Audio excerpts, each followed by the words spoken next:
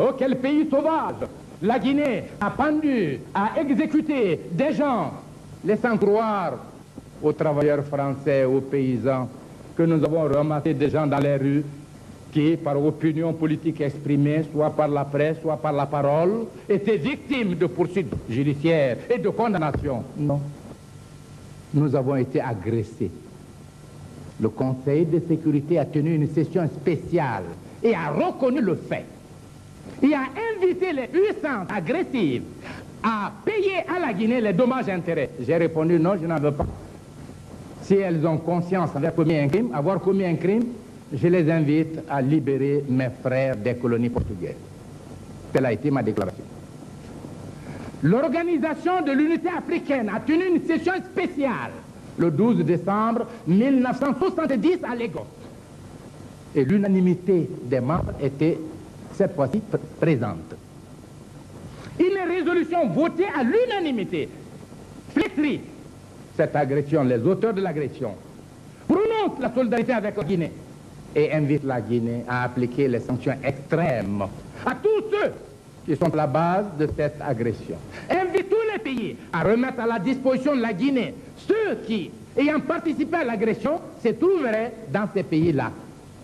Je connais l'histoire de France, on me l'a enseigné. Je l'ai vécu en partie. J'étais ici en 1946, au 8e congrès de la CGT. Et en ce moment, la CGT était la centrale unique des travailleurs français. Je connais l'histoire de France. Et je sais qu'en août-septembre 1944, ce sont des dizaines de milliers de traîtres dont le compte a été réglé directement par les patriotes français. 17 000 communards sont passés aux armes, 110 000 autres traîtres exécutés par le peuple. Et je dis bien, dans Historia numéro 36, M. Tedgen déclare: les rues sont jonchées de cadavres. Ce spectacle affreux servira de leçon.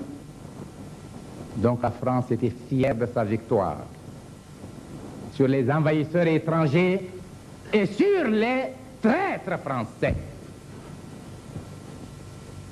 Nous ne pouvons pas comprendre que la presse française traîne dans la boue le peuple de Guinée pour avoir châtié ceux qui l'ont agressé le 22 novembre 1970.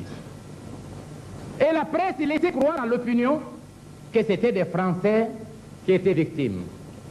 Je déclare solennellement que l'information est fausse et indigne. Aucun n'est français. Ce sont des Guinéens, voire des Guinéens cadres de leur pays.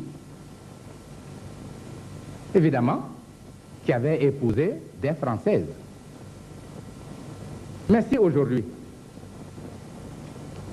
des Françaises aient été épousées par des cadres soviétiques, des cadres américains ou allemands, pour que compte lui soit rendu, pourquoi ces soviétiques, ces Américains, ces Allemands ou ces Anglais ont été condamnés par les juridictions de leur pays? Voyez-vous, la logique existe. J'ai beau être un pays petit, un pays économiquement pauvre, j'ai en moi la plénitude de la dignité de l'homme, de la dignité d'un peuple. Et j'aimerais voir la France de 1789 défendre la cause juste, légitime de ce peuple-là qui a été agressé et qui a le droit d'appliquer à ses fils traîtres ce que prévoit sa propre loi. Mais ce que je voudrais, s'agissant des Françaises, j'ai été humain, je ne le regrette pas. Je n'ai pas fait ça pour elles. J'ai fait en tant qu'obligation.